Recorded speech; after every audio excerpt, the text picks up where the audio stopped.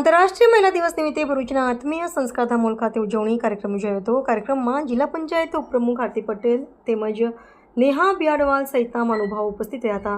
કાર્યક્રમની શરૂઆત મહાનુભાવો દ્વારા દીપ પ્રાગટ્ય કરીને કરવામાં આવી હતી। ત્યારબાદ દહેજ પ્રતિબંધક અધિકારી પ્રિતેશ વસાવાએ સ્વાગત પ્રવચન આપ્યું હતું।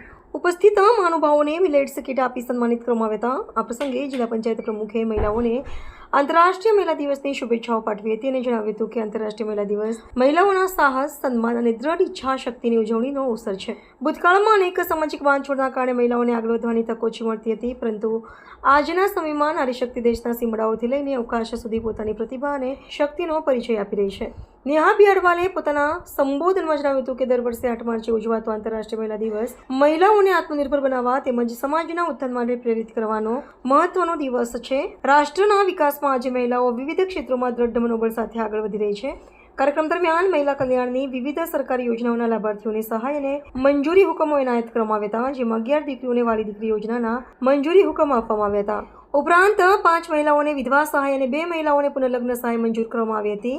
જિલ્લામાં વિવિધ ક્ષેત્રોમાં ઉત્કૃષ્ટ કામગીરી કરનાર મહિલાઓનું પણ સન્માન કરવામાં આવ્યું હતું। તેમાં ભરૂચ સિટી ટ્રાફિક સ્કોડની મહિલા પોલીસ અધિકારી વસાવા રશીલા સુનિલભાઈ તેમજ પટેલ વૈશાલીબેન મેહુલકુમારને સન્માનિત કરવામાં આવ્યા હતા। ઉપરાંત રાઇફલ શૂટિંગ, વેઇટલિફ્ટિંગ અને સાયકલિંગ જેવી રમતગમત પ્રવૃત્તિઓમાં શ્રેષ્ઠ પ્રદર્શન કરનાર દીકરીઓને પણ બિરદાવવામાં આવી હતી। કાર્યક્રમના અંતે જિલ્લા મહિલા અને બાળ અધિકારીએ આભાર વિધિ વ્યક્ત કરી હતી।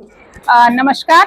રાજ્ય સરકાર તરફથી દરેક જિલ્લામાં 8, 9 અને 10 કોઈ પણ એક દિવસે આંતરરાષ્ટ્રીય મહિલા દિવસની ઉજવણી કરવાની હતી, જે નિમિત્તે ભરૂચમાં આજે 10 તારીખ અને મંગળવારના રોજ મહિલા દિવસની ઉજવણી આત્મીય હોલ ભરૂચ ખાતે ઉજવવામાં આવી છે, જેમાં ખૂબ જ બહોળી સંખ્યામાં મહિલાઓ હાજર રહી છે।